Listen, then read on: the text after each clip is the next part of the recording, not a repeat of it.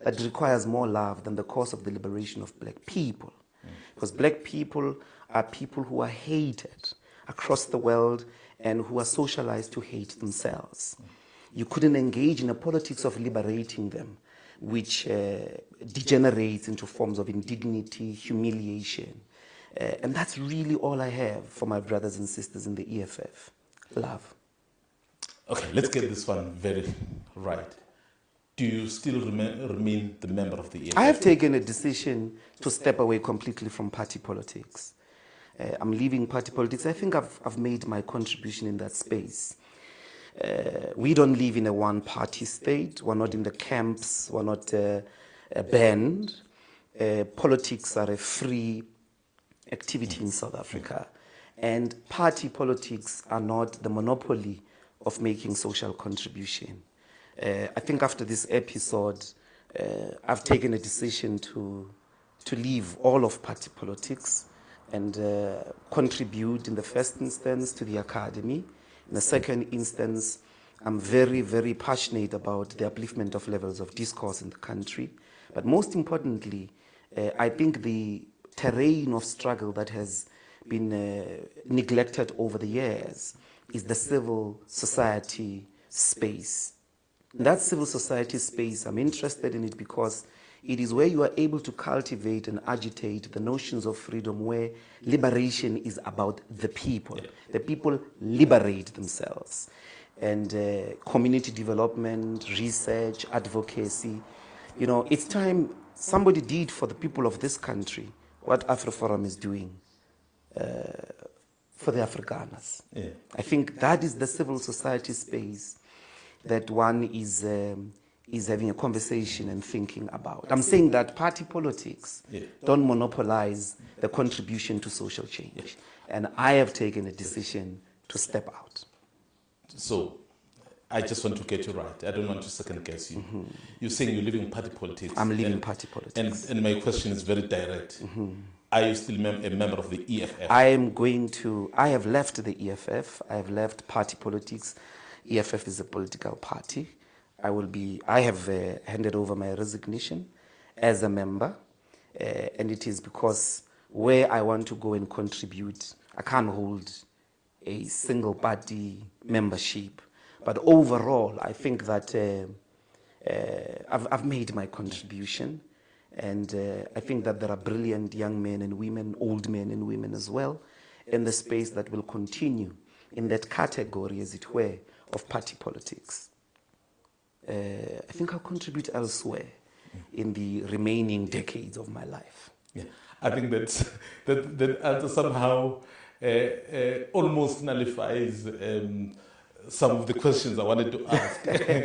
But of course, I would still ask them differently. Okay. So, how many attempts did you have when people saw that you are in some sort of a limbo in terms of joining them? So I was not in a limbo, Mzwandile. Yeah. I was suspended. Okay, yes. And such a suspension was posited as being extraordinary, and therefore it did not use the legal instruments available in the organizational constitution, which means that it was very difficult, as it were, to could have acted in any other way, because I didn't want to destroy, distract, disrupt an organization that I had spent the past 11 years of my life building and contributing to its unity, its stability, and its impact in society. I have no interest in that. My interest from the beginning was in the economic emancipation movement. I have no doubt in my heart sitting here that the leadership acted from a position of trying to protect the mission, of trying to protect the organization. Yeah.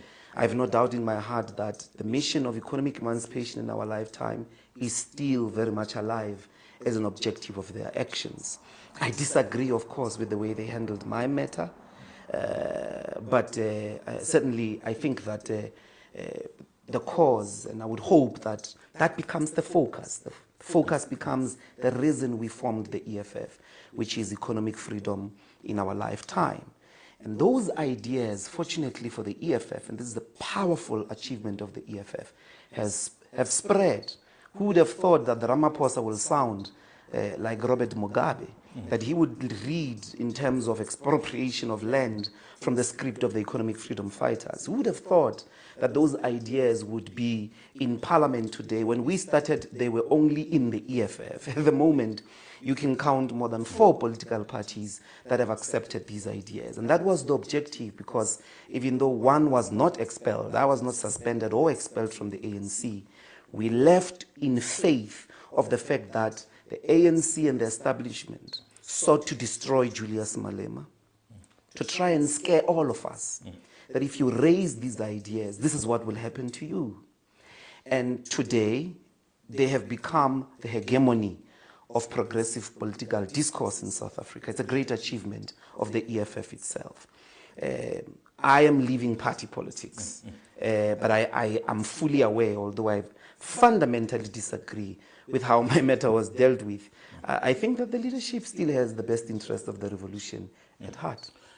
Talking about President Ramaphosa, I mean, you a couple of days ago tweeted something that was quite interesting. You said, well, we were misled about Ramaphosa. I'm just paraphrasing. Yeah. We were misled about Ramaphosa, and then you started mentioning why you're saying that, because you felt some of what he is doing now is radical and perhaps progressive. So were you misled, and misled by who? We grew up in the circles of left-wing thinking, left-wing formations within the mass democratic movement. In those circles, President Cyril Ramaphosa is characterized as part of the white South Africa's capitalist establishment, and the fact that he became a billionaire did not help.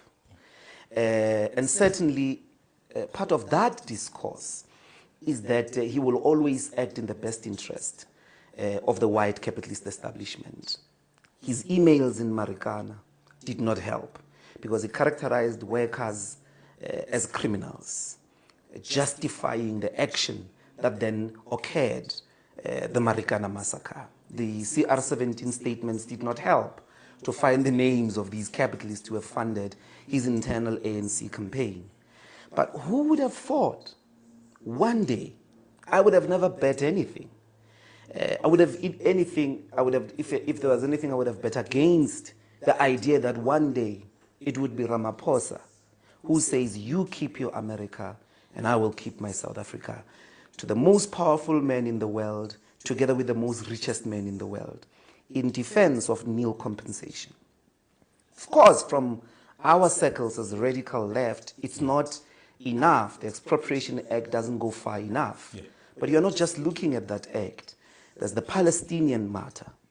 President Ramaphosa's government did not just say two-state solution, didn't just condemn the Gaza bombardment by Israel. It stated that Israel is a genocidal state and took them to The Hague. No white puppet acts like that. Coupled with the Bella Bill, the NHI, and all these policies have really agitated and disrupted both domestic and global white capitalist establishment, let alone the imperialist forces. It is that credit that I'm giving it to him. The thing that he has broken with that statement that day was the idea that the sitting head of state in South Africa must always tiptoe and be diplomatic around white privilege and white interests. To speak like that, he broke a specific discourse, particularly from official state, types of traditional ways of speaking. He broke it, and for the first time, he was very clear that we're not going to be bullied, we're going to transform this country. Of course, the work has to go in, that there must be action to that effect. It is that credit that I was just basically accruing to that. And certainly I think that any logical person will be able to understand that, because it doesn't come out of trying to whitewash him. Yeah. What did you make of the barrage of criticism from, in the main, some of the people who used to be your comrades, to say, all of a sudden you were misled? So what did you make of that? Well, I think they were non-substantial.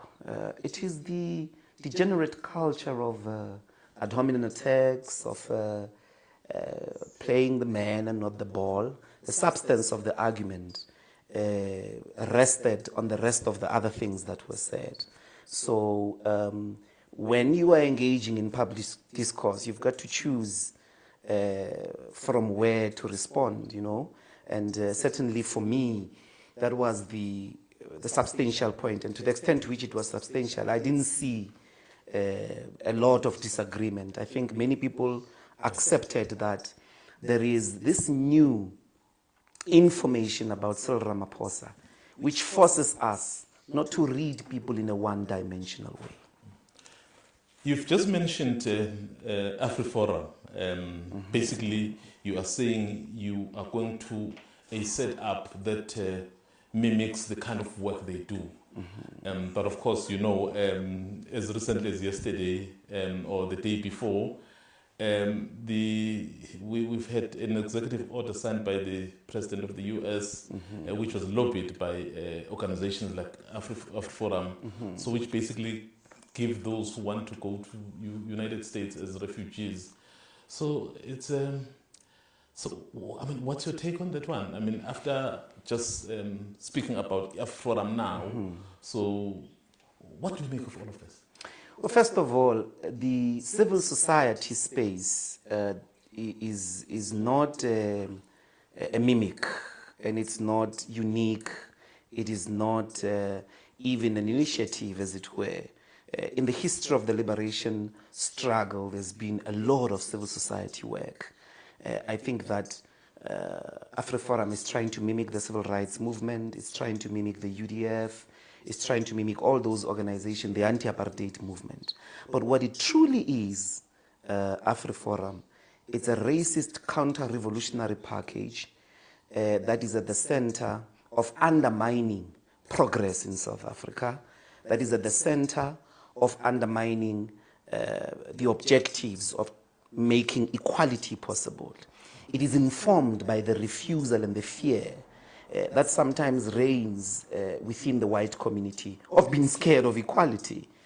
I know they will not be able to go anywhere in the world where they will be able to sustain the white privilege and the racism that sustains their existence in South Africa.